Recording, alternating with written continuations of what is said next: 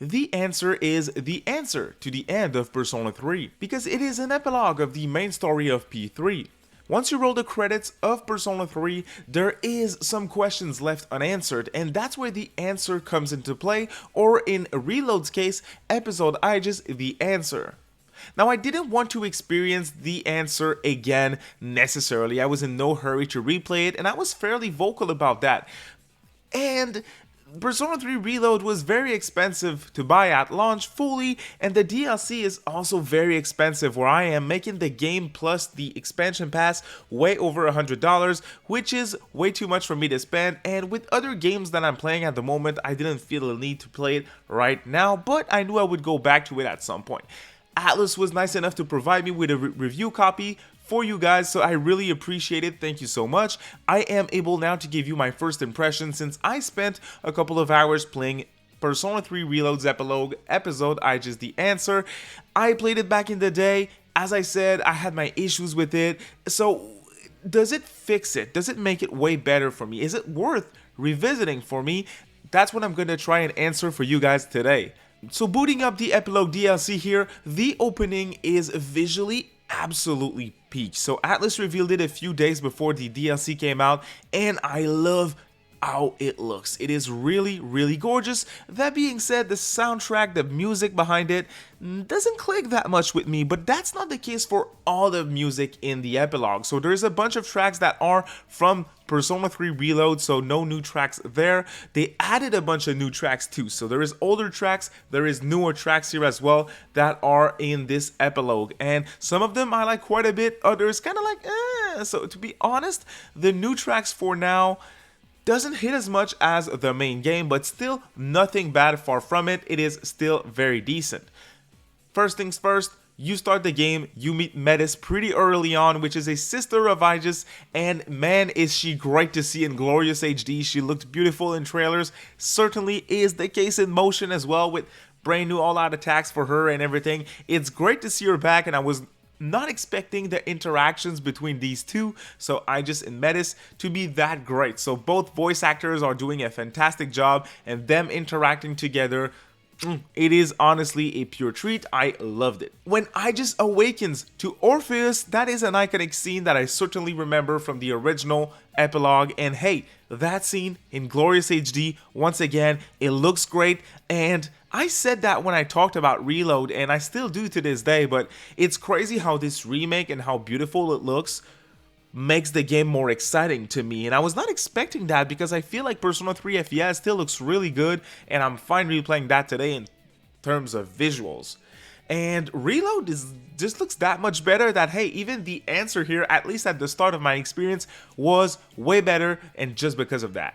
Again, after the event of Persona 3, it is absolutely fantastic to see the cast interact together, all party members being back, of course, and especially now, again, in the remake, now that they sound so good and now that they look so good. The voice actors are also extremely present, especially early on. Very story heavy when you start the answer, lots of kind of long cutscenes, and it's all voiced, fully voiced, and that really makes a huge difference in my opinion.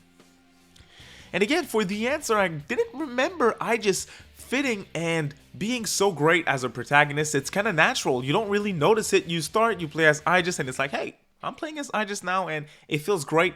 And it feels, again, natural. Not a big clash against playing with Makoto in the original story.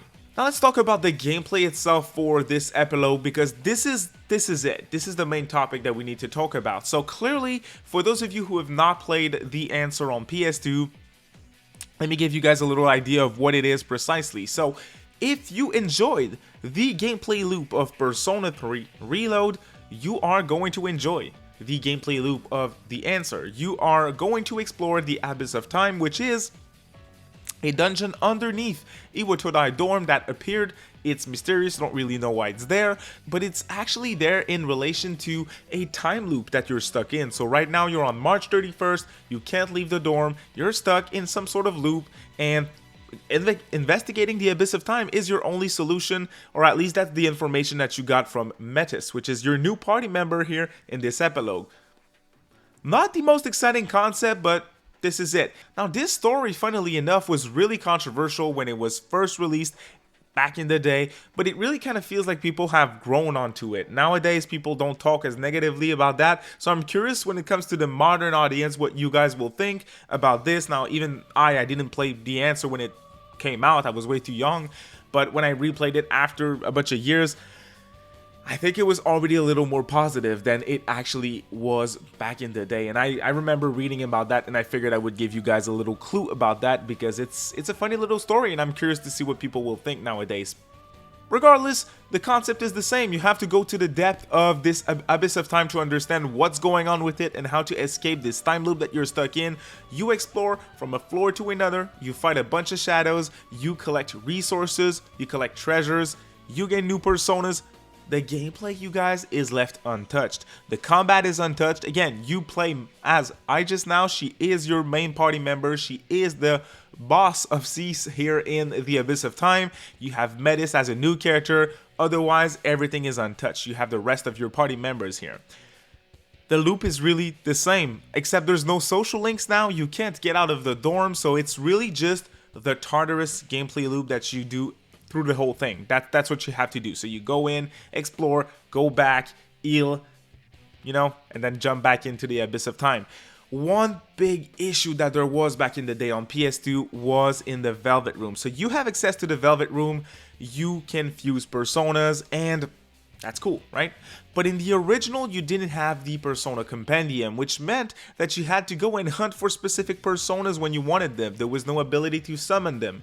You have a new compendium here, but you have access to your compendium of your previous save data, meaning that once you reach the same level of a persona that you want to summon, you can do so by spending a little bit of coin, and here you go, your new persona is summoned, which is such a treat because back in the day, The Answer was extremely hard, very hard. It was pretty much the hard mode of your regular playthrough, so when you jumped into The Answer, it made this epilogue very, very rough in terms of difficulty. And now, clearly ATLUS wanted to kind of replicate that. They gave us the compendium, of course, which thank God that was the number one thing that they needed to do with this DLC here and this remake of P3, The Answer.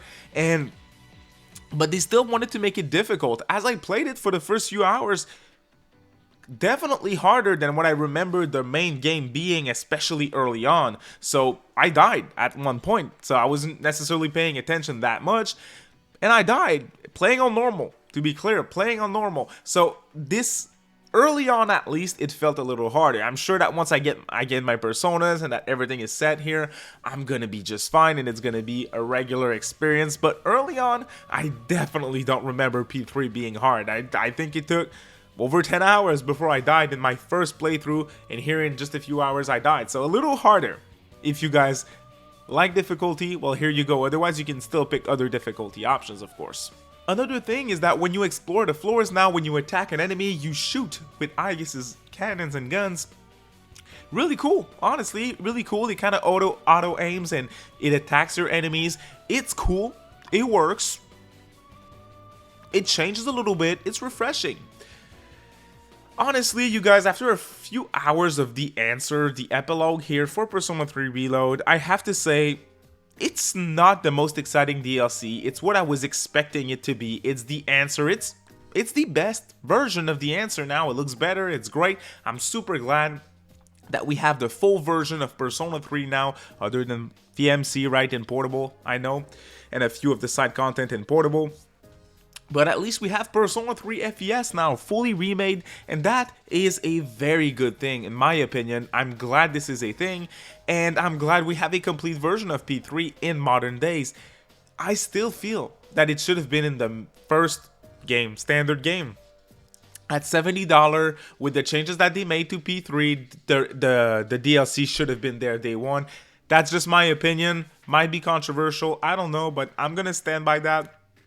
And when it comes to a recommendation for this DLC, if you're hardcore into Persona 3 Reload, you liked everything about it, and you would like to play a lot more of this same loop without the day-to-day events, go ahead and play it. You're gonna have a good time. It's the same loop, it's fun, it looks great, it sounds great, it plays great. I can't not recommend it to someone like you. But if you're just hey, I had a good time with P3 Reload.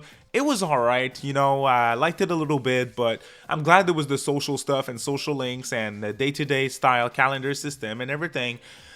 But, you know, Tartarus, it got a little long and boring and repetitive at times. Well, then I would say, either skip that DLC or wait for a sale, because again, really expensive. So it's all up to you, but from what I've played, I don't have much negative to say. It's what I was expecting. It does what it had to do.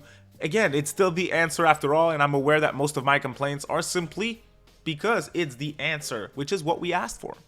Thank you all so much for watching this video, and once again, thank you to my friends at ATLUS West for providing me with a review copy. That's very, very cool. And hey, once I'm done with Like a Dragon Infinite Wealth, I'll go back and I'll play the answer, so maybe I'll talk about it some more, but for now, that's gonna be it for me today. You have a good day, y'all. Bye.